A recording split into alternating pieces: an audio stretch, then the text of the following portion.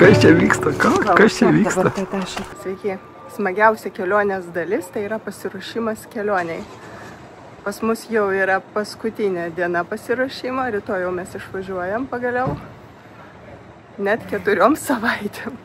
Vidas džiaugiasi, išplovėm, nupoliravom, susikrovėm, vidų išplovėm. Tai dabar nupoliruosim tik tai ir viskas, įsipilam vandens ir lekiam.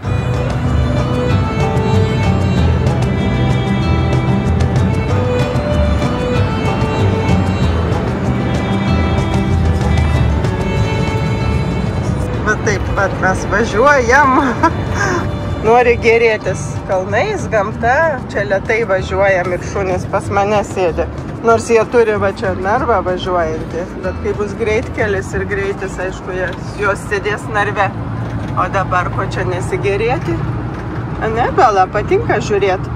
Bet kernai turi tokią savybę. Jie būtinai turi žiūrėti pro langą. Tiek namuose, tiek automobilį. Turi laikyti kontrolę. Ir jau, oi, koks grožis, eina sau. Sakiau, nefilmuosiu Norvegijai, bet negaliu nefilmuoti, grožis koksai. Dabar leidžiamės grinai nuo 1100 metrų aukščio, leidžiamės į apačią, link Drameno, link Kongsbergo, toliau Dramenas bus. Čia tokie vaizdai gražus. Ateina lietus, jau ten lyja, toliau žinom, čia dar nelyja, dar daug pasivaikščiom su šunėm. Susipyko šunės? Šunės susipyko dėl vietos, taip? Žiūrėkit šunės, mes dabar leidžiamės. 40 kelias yra pakankamai vaizdingas, tikrai yra čia labai daug gražių vietų ir nakvynė yra taip pat labai daug vietų. Galima šiuo keliu keliauti irgi į vidurį, į vakarų Norvegiją, 40 kelių tikrai drąsiai, bet jau vasarą tai tikrai.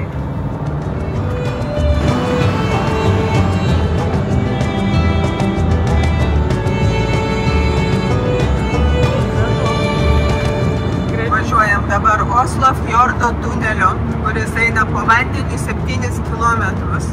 Leidžiamės, o paskui kilsime. Ir išlysime iš Drameno pusės link tos kitos pusės.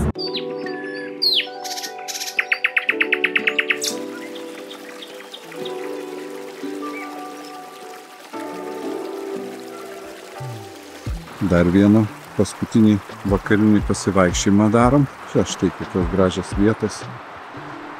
Žmonės sustoja, randa tokias geras vietas ir ruošiasi miegui prieš rytinę kelionę. Norvegijoje daug tokių vietų galima rasti. Daug frikampių. Na. Aš dabar einu ir galvoju kažkaip tai, kad šitų vietų mes esam buvę. Ir pagalvoju, kur tik tai jau mes nesam buvę. Visur. Visokius pakelės užvažiavimus esam pabuvoję. Lankė ir pasižiūrėjom, kad tikrai matyta vieta. Kažkada net su kitų kemperių greičiausiai. O štai čia galima būtų puikiausiai atvažiuoti ir į šitą vietą. Ir kokia va graži vieta. Puikumėlis. Daiva. Skau, gal pervažiuojam čia į šitą vietą? Bet čia galima važiuoti, man pėsčiųjų takelis. Čia puikiai atvažiavai va iki galo. Nu, bet tiek to. Mes gerą vietą ir ten turim nakvynininkų kaks. Jo norėsis rytoj neišvažiuoti, dar pabūti. Nereikia tokios gražios.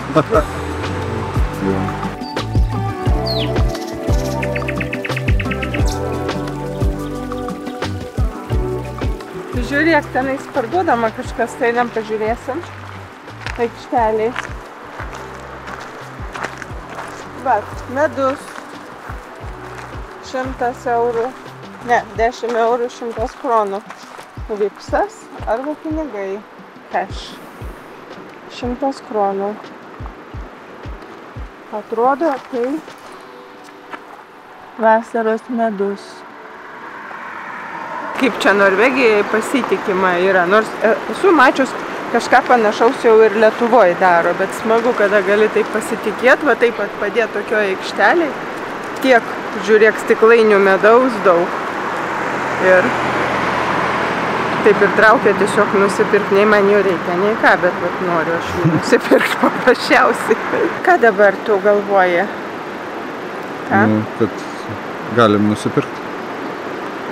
Galim? Su tuo jogurtu. Gerai. Tai mes vipsinam, ne? No. Žiūrėk, o vipsinti tai reikia kur? Ai, va, yra numeris. Tai mes atvipsinsim. Jungiam.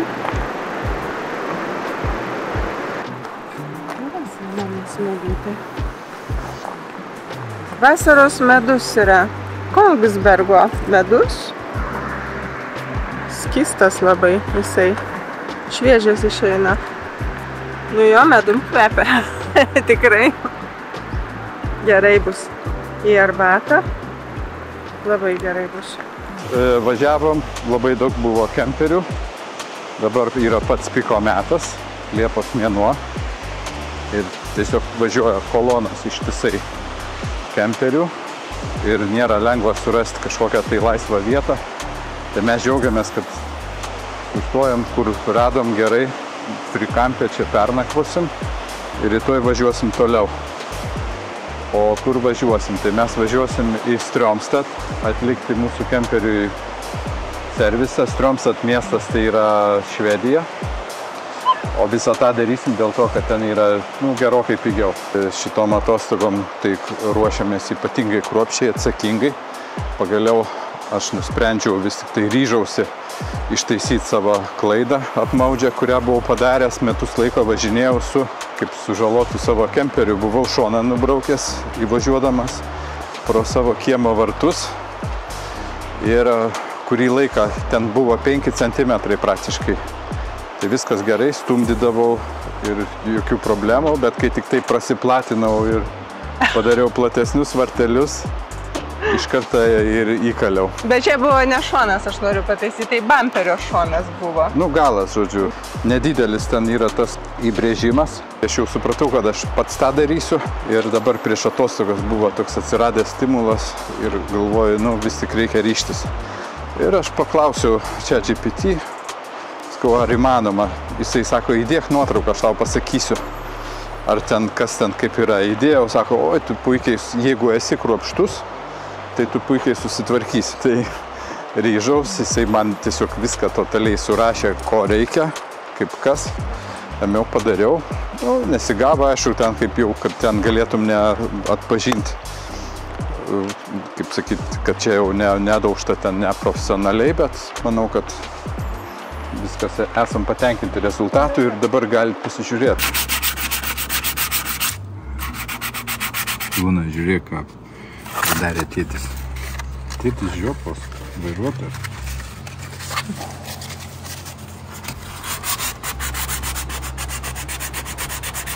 Čia va, tik nežinau, ką reikės. Čia kita spalva, matai, tokia pilka. Tai tos reiks nedažyti, paskui gal nusipirksim dažų pilkų. Čiuk, čiuk.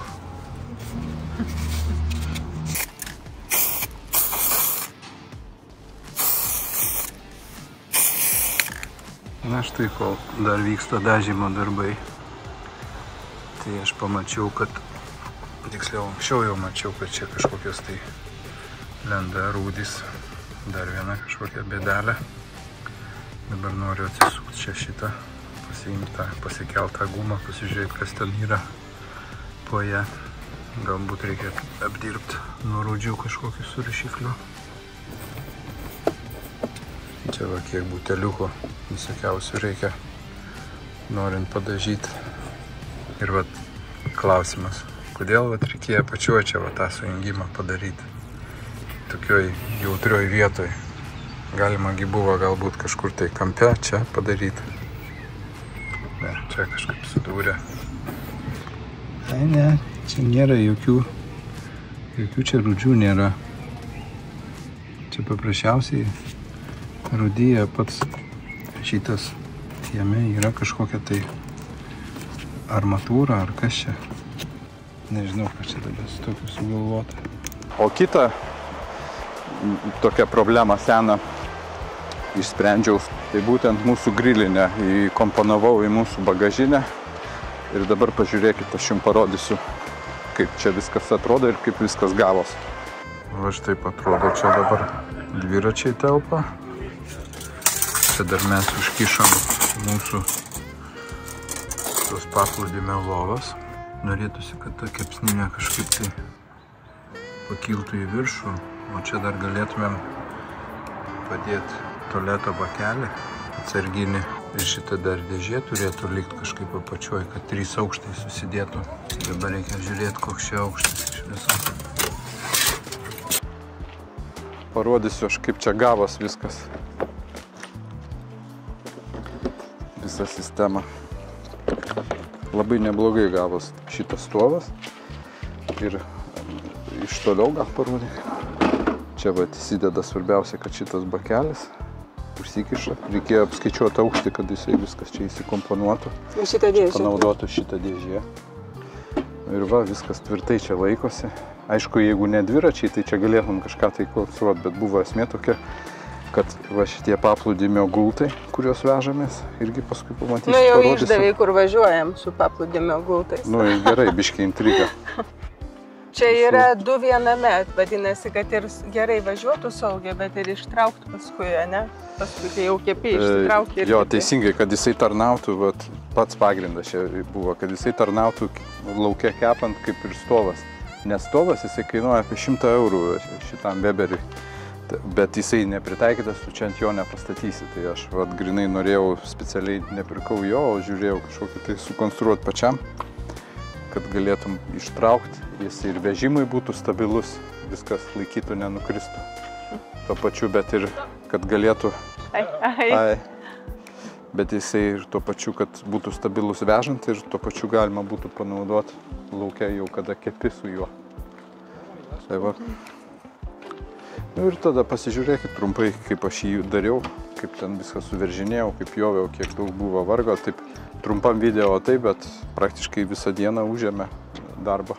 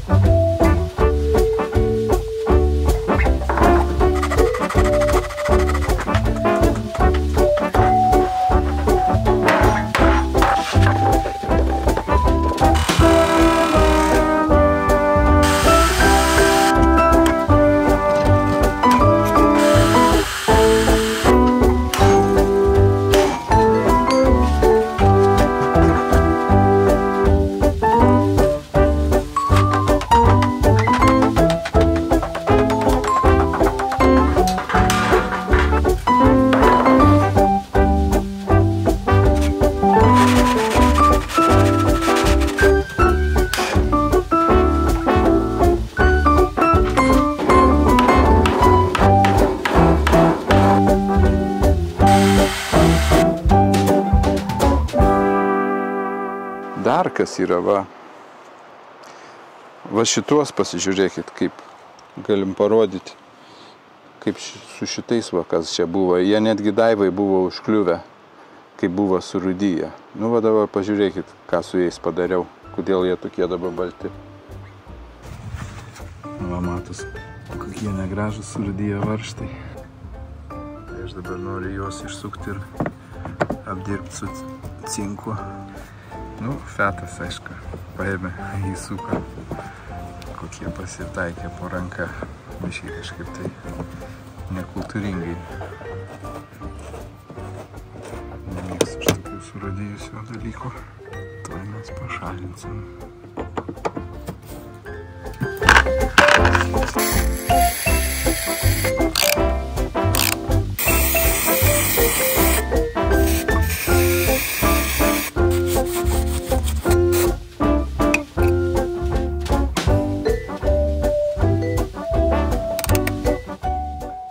Čia praėjusi pavasarį teko iš naujo tvirtinti šitą purvasargį.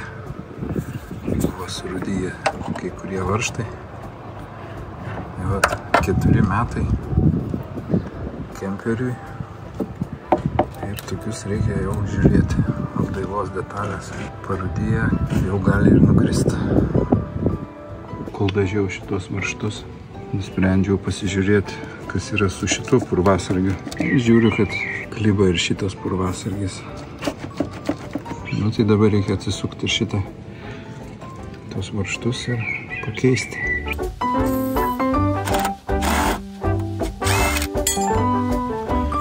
Rūdėjo šitie varžtai. Viskas dabar laikos tvirtai. Nepamesim.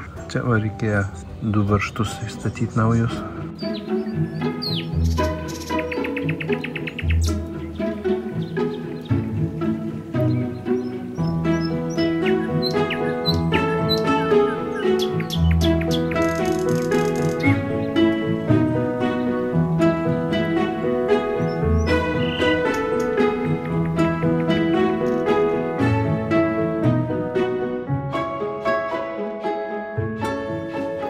Dabar yra 7 ryto ir to jau eisim pas meistrus, atiduosiu raktus. Važiuojam, kažkoks tai pusiau krovininis automobilis. Dar pakeitė papildomai kažkokį tai mažą dirželį. Ir išbandysim. Užpili vandeniu, bet labai daug kalorijų jos turi. Bet per vieną porciją čia yra 537, o čia dar daugiau.